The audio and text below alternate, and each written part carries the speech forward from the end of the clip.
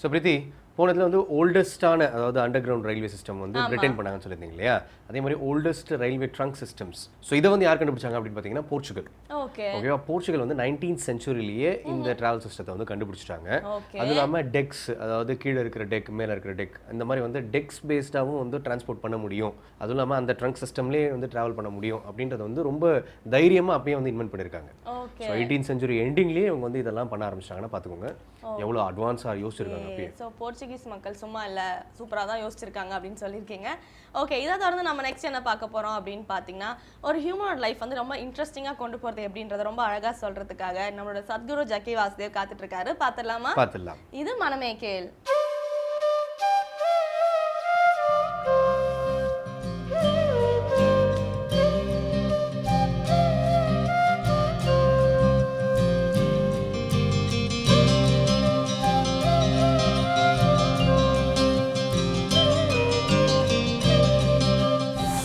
வயசுலேருந்து திராவிட இயக்கம் அந்த குடும்பம் சார்ந்து வளர்ந்தவன் நான்.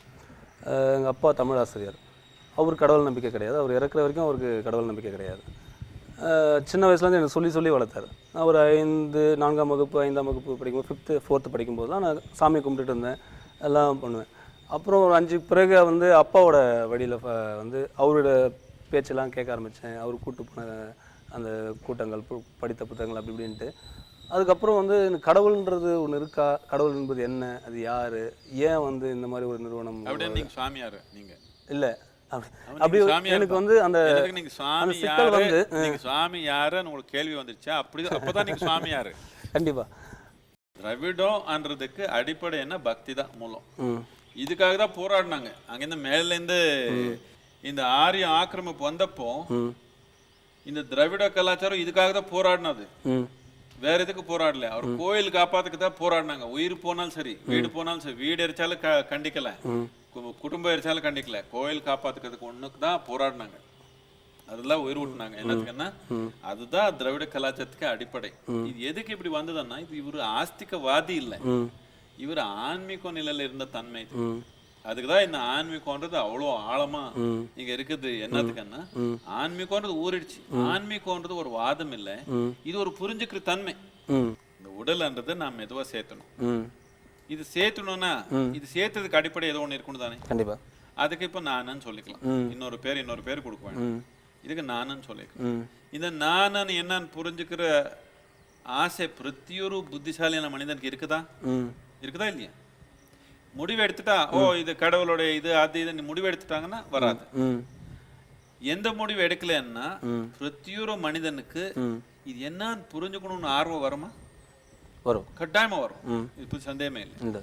இந்த ஆர்வத்துக்கு தான் ஆன்மீகம்னு சொல்றோம். இந்த ஆர்வம் இல்லாத மனிதனு முழு மனிதன்னு சொல்லிக்க முடியாது. என்னதுக்குன்னா ஏதோ ஒரு முடிவு எடுத்துட்டான். அப்பா சொன்னதோ தாத்தா சொன்னதோ, உங்க அப்பா ஒரு மாதிரி சொன்னாங்க, அவர் அப்பா இன்னொரு மாதிரி சொன்னாங்க, 2 பேரும் ஒரு முடிவு எடுத்துட்டாங்க. இல்லை இப்போ உங்ககிட்ட பேசுறதுல இந்த ஆஸ்திகம் நாஸ்திகம் எல்லாம் தாண்டி ஆன்மீகம்ன்றது ஒரு ஜெனரல் ஸ்ட்ரக்சராக நீங்கள் சொல்கிறீங்க. கிட்டத்தட்ட 2 பேருமே ஒரே அதான் ஒரு தேடுதலாக சொல்கிறீங்க. இப்போது அந்த வார்த்தை இப்போ வந்து ஆன்மீகம் ஆஸ்திகம்ன்ற வார்த்தையும் காயப்பட்டிருக்கு, நாஸ்திகம்ன்ற வார்த்தையும் வந்து தவறுதலாக வேறு மாதிரி புரிந்து கொள்ளப்பட்டிருக்கு. இப்போ இது 2த்துக்கும் நடுவில் 2 பேரும் ஒரே மனநிலை தான் இருக்குன்னு எனக்கு தோணுது. அப்போ இதுதான் ஆன்மீகம்னா நானும் வந்து ஆன்மீக தேடல் தான் இருக்குன்னு சொல்லலாம். இது நீங்க மட்டும் இல்லை, எல்லாரும் ஆன்மீக தேடுதல்ல இருக்கிறாங்க. சில பேர் மனப்பூர்வமா அந்த தேடுதல்ல இருக்கிறாங்க, விழிப்புணர்வா அந்த தேடுதல்ல இருக்காங்க. மித்தவங்க எல்லாமே தெரியாம அந்த தேடுதல்ல இருக்கிறாங்க. என்னத்துக்குன்னா எந்த ஒரு குறிப்பிட்ட மனிதன் இருந்தாலும் அவன் இப்போ எந்த நிலையில இருக்கிறானோ அது தாண்டி நிலைக்கு போகணும்னு ஆர்வம் இருக்குது இல்லையா? அதே ஆன்மீக தேடுதல் தான். அதுதான் பிரத்தியொரு மனிதனும் ஆன்மீக தேடுதல்ல தான் இருக்கிறான். எப்படியோ தேடுதல்ல இருக்கிறீங்க. இது விழிப்புணர்வா தேடலாமே. விழிப்புணர்வா தேடினா அந்த இலக்கு போய் சேர்றதுக்கு ஒரு வாய்ப்பு இருக்கும். விழிப்புணர்வு இல்லாம தேடினா தேடுதல் போலா போறதுக்கு வாய்ப்பு இருக்கும். அதனாலதான் ஆன்மீக கலாச்சாரம் கொண்டு வருது. என்ன விழிப்புணர்வா தேடுற தன்மை. அவ்வளவுதான். நன்றிங்க. இவ்வளவு நேரம் உங்களை சந்திச்சு ரொம்ப சந்தோஷம்.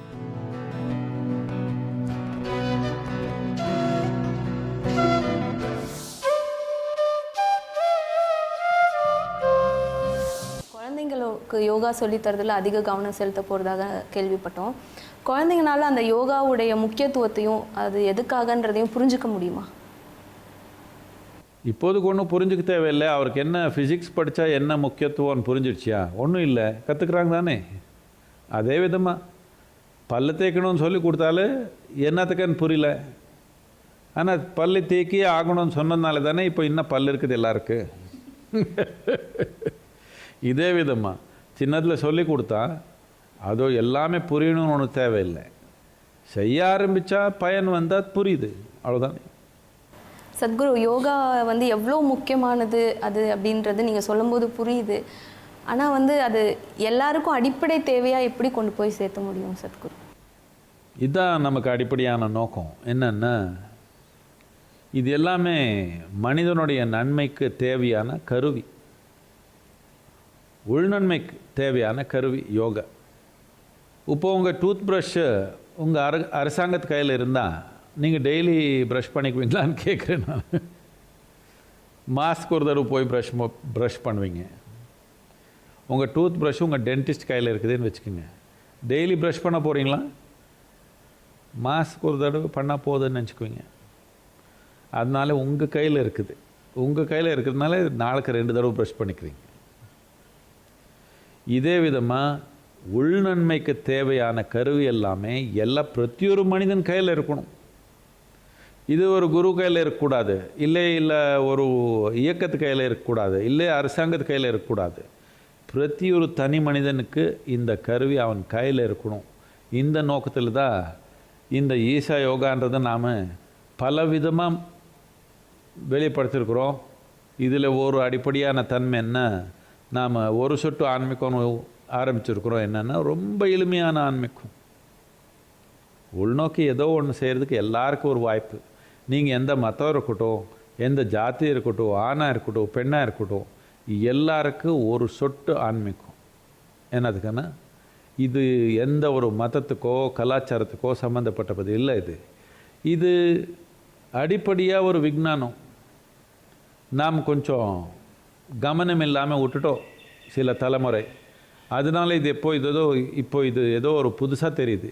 இல்லைன்னா இந்த கலாச்சாரத்தில் சாமான்யமாகவே உள்நன்மை எப்படி பார்த்துக்கிறதுன்றது சாமான்யமாகவே இருந்தது. இதனால தான் உலகம் முழுக்கமாக ஏதோ ஒரு இந்த மாதிரி உள்தன்மைக்கு சம்மந்தப்பட்ட அறிவு ஞானம்னா எல்லாமே கிழக்கு நோக்கி பார்க்குறது முதல்ல இந்த வந்துச்சு உலகத்தில். என்னத்துக்குன்னா, இந்த ஒரு விஞ்ஞானம் நாம் ரொம்ப ஆழமாக பார்த்துருக்குறோம் இந்த கலாச்சாரத்தில். ஆனால் இந்த விஞ்ஞானம் இந்த கலாச்சாரத்துக்கு சம்மந்தப்பட்டதுன்னு நினச்சக்கூடாது. எல்லாமே ஏதோ ஒரு இடத்துல வளருது. வளர்ந்த இடத்துக்கு அந்த விஞ்ஞானத்துக்கு எந்த பெரிய ஒரு சம்மந்தம் கிடையாது. இங்கே வளர்ந்தது, அவ்வளோதான். இப்போ முக்கியமான தன்மை என்னென்னா, இது நாம் ஒரு கலாச்சாரமாக பரப்பாமே, இது ஒரு விஞ்ஞானமாக மக்களுக்கு சேர மாதிரி செய்யணும். இதே ஒரு அடிப்படையான ஒரு நோக்கமாக நாம் எடுத்துருக்குறோம் ஈஷா யோகத்தில்.